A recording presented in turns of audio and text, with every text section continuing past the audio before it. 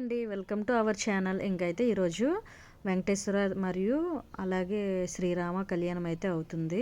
ఇంకా అందుకోసం అయితే వచ్చేసాను. ఇదైతే శాలిమార్ స్టేషన్ దగ్గరలో హౌరాలో అవుతుందన్నమాట. ఇంకా ఇక్కడ మన తెలుగు వాళ్ళందరూ వచ్చి ఇంకా 5 days పూజలన్నీ చేస్తారు. ఇంక ఇప్పుడైతే కళ్యాణం అయితే జరుగుతుంది, చూసాను.